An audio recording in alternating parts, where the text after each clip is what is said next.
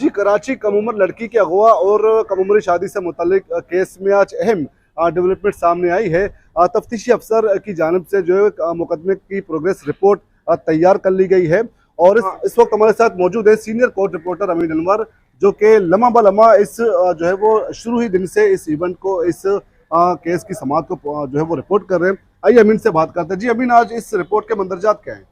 इसमें ये कहा गया है कि मुल्जिम शब्बीर और जहीर के फ़ोन का जो है वो कॉल डेटा रिकॉर्ड हासिल किया गया है और वक़ुआ के रोज़ यानी कि अप्रैल में जब ये वाक़या हुआ है 16/4 को, तो उस रोज़ उनकी कराची में मौजूदगी पाई गई है और दौरान इंटरोगेशन मुल्जिम शब्बीर ने इस बात का एतराफ़ भी किया है। और रिपोर्ट में ये मज़ीद कहा गया है कि मगविया का ज़हीर अहमद से निकाह हुआ है और किसी अदालत ने अभी तक इस निकाह को गैर कानूनी करार नहीं दिया और मगविया के मेडिकल के लिए अदालत ने हुक्म नहीं दिया, लिहाजा सेक्शन 375 जो है वो हज़फ की जाती है। यानी कि कम उम्री में किसी के साथ रजामंदी या रजामंदी के बगैर जिस्मानी ताल्लुकात कायम करने के हवाले से ये सेक्शन रिलेट करती है। इसके अलावा रिपोर्ट में ये मज़ीद कहा गया है कि मगविया ने Sindh high court, Lahore high court में पेश होकर अपना ज़ाब्ता फौजदारी की दिफा 164 के तहत बयान रिकॉर्ड कराया है और अपने बयान में ये कहा है कि उसे किसी ने अगवा नहीं किया, अपनी मर्ज़ी से ज़हीर के साथ शादी की है, लिहाजा मुकदमे से ज़ाब्ता फौजदारी की सेक्शन 364A भी हसफ की जाती है जो कि अगवा से मुतालिक है। रिपोर्ट में मज़ीद कहा गया कि गिरफ्तार मुल्ज़िमान गुलाम असगर, निकाह ख्वां गुलाम मुस्तफ़ा ने गुलाम मुस्तफ़ा और ज़मानत पर रिहा ज़हीर और शब्बीर के साथ मिलकर मगविया को अगवा किया। मज़कूरा मुल्ज़िमान ने मगविया को बहला फुसलाकर कराची से लाहौर ले गए और लाहौर जाकर उसकी उम्र 18 साल बताई। वालिदैन को बताए बग़ैर, उनकी मर्ज़ी के बग़ैर अपने वकील के ज़रिए जो है वो निकाह किया। जबकि अदम गिरफ्तार जो मुल्ज़िमान है, जिसमें नूर बीबी है, मुनीर हुसैन है, मोहम्मद वसीम है और राय खुरम ने केस में सहूलत कारी की है, रिपोर्ट में यह कहा गया है।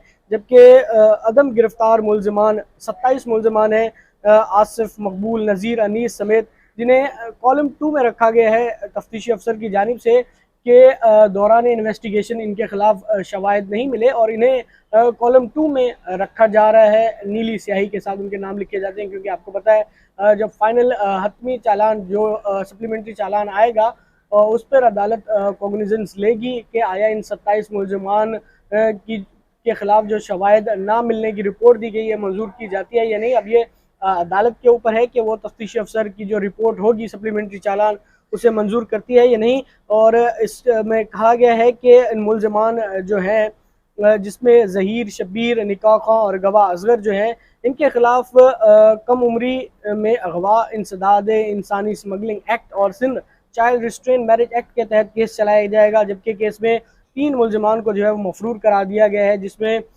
नूर बीबी हैं और मुनीर हुसैन है और मोहम्मद वसीम है। और जो वकील हैं राय खुरम, उनके भी कवायफ पुलिस ने कहा है कि हमारे पास नाकाफ़ी हैं, उनका भी जो है वो ट्रायल नहीं किया जाएगा। और 27 मुल्ज़िमान के जो नाम है वो कॉलम 2 में रखे गए हैं पुलिस की जानिब से, जो प्रोग्रेस रिपोर्ट जमा कराई गई है उसमें। अब देखते हैं कि मज़ीद अब जो नेक्स्ट हियरिंग है जो 6 अगस्त को है, उसमें देखते हैं कि अदालत में जो सप्लीमेंट्री चालान पुलिस की जानिब से आता है तो उस पर अदालत क्या अहकाम जारी करती है, चालान मंजूर होता है या नहीं। बहुत बहुत शुक्रिया। इस केस की जो है वो लम्हा ब लम्हा हम रिपोर्टिंग करते रहे, इसकी जो है वो प्रोग्रेस के हवाले से हम आपको बताते गए। इसके साथ हमारे साथ मौजूद है एक और senior court reporter Shahid Hussain, और वो भी शुरू ही दिन से जो है इस केस को रिपोर्ट कर रहे हैं। आइए शाहिद से हम इस केस के पस मंज़र से मुतालिक बात करते हैं। जी शाहिद, ये बताएं कि ये रिपोर्ट जो नए तफ्तीशी अफसर DSP सईद की जानिब से पेश की गई, इससे पहले जो IO की जानिब से रिपोर्ट पेश की गई थी, उसमें रिपोर्ट में इसमें क्या फ़र्क है? देखिए, उस रिपोर्ट में 33 मुल्ज़िमान को नामजद किया गया था। उनका कहीं ना कहीं रोल बनता है लड़की को अगवा करने से लेके शादी और शादी के बाद मुख्तलिफ़ किस्म की जो सहूलतकारी जो यहाँ उनको मुहैया की गई है या सहूलतकारी की गई थी, सहूलत फराहम की गई थी छुपाने में, भगाने में और मुख्तलिफ़ जगह पर रखने में, तो उनको जो है उनका रोल बताया गया था कि इन 33 मुल्ज़िमान का रोल बनता है।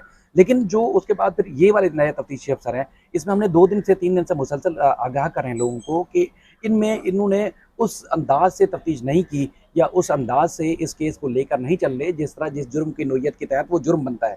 अभी ये जो रिपोर्ट है ये फाइनल हतमी रिपोर्ट नहीं है। जहाँ तक मेरी इतलात है कि अब तक अदालत में भी जमा नहीं हुई, लेकिन चूंकि कल से लोग इस जो है वो उस रिपोर्ट की बुनियाद पर जो है वो खुश हो रहे थे, तो उस बुनियाद पर आपने भी सोचा, हमने भी सोचा कि पब्लिक के सामने ये बात रखी जाए कि केस डेड नहीं हुआ, मुल्ज़मान बरी नहीं होने वाले, बल्कि जिन लोगों के जो अब की रिपोर्ट के अगर हम हिसाब की इससे बात करें कि जिन लोगों के खिलाफ ठोस शवाहिद हैं तो पुलिस उनको ही मुल्ज़म रखना चाहती है। ठोस शवाहिद में तो फिर मुल्ज़िम जो मरकज़ी शबीर और ज़हीर मुल्ज़िम है उनकी जो है वो वालदा या फिर उसके बाद 2 जो वकला हैं जिन्होंने निकाह करवाया वो उसमें शामिल है, या 2 मुल्ज़मान जो जेल में हैं।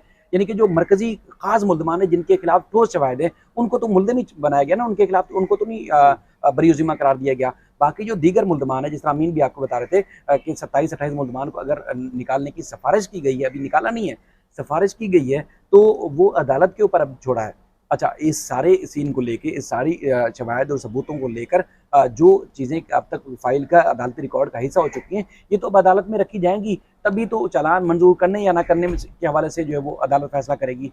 तो बहरहाल ये केस बिगड़ा नहीं है, केस मज़बूत है, लेकिन तफ्तीशी अफ़सर का या कुछ जगहों से कुछ इस तरह की हिंट ज़रूर मिल रही थी या कोई ऐसी चीज़ें सामने आ रही हैं, जिससे ये तासुर मिल रहा है कि तफ्तीशी अफ़सर जो केस को मज़बूत बनाने के बजाय इसको कमज़ोर कर रहे हैं। उससे मुल्ज़िम को अल्टीमेट फ़ायदा होगा। जिस तरह फ़ायदा ये हो सकता है कि जैसे मुल्ज़िम की सज़ा बनती है 14 साल, तो उसकी सज़ा कम हो सकती है अगर कम दफ़ात आप लगाएँगे या मामूली या हल्की दफ़ात लगाएँगे। तो इस तरह ये चीज़ें समझना जो है बहुत ज़्यादा ज़रूरी है। लेकिन इस सारी चीज़ को लेके जिस तरह सोशल मीडिया के ऊपर, मीडिया के ऊपर या पुलिस के एंड पे या मुल्ज़मान के एंड पे जितनी भी चीज़ें हो रही हैं, उसमें बेशुमार बल्कि बेहद जो है ख़ास तौर पर जो मुतासरा ख़ानदान है उसमें गम गुस्सा पाया जाता है। अच्छा, एक तो जो पुराने तफ्तीशी अफसर थे शौकत शानी, और शौकत शानी के खिलाफ पहले मुद्दई मुकदमा ने जो वो अदम एतमाद का इजहार किया, उनकी तब्दीली की दरख्वास्त दायर की जो कि मंजूर हो गई थी। इसके बाद DSP सईदीन को ये जिम्मेदारी सौंपी गई थी।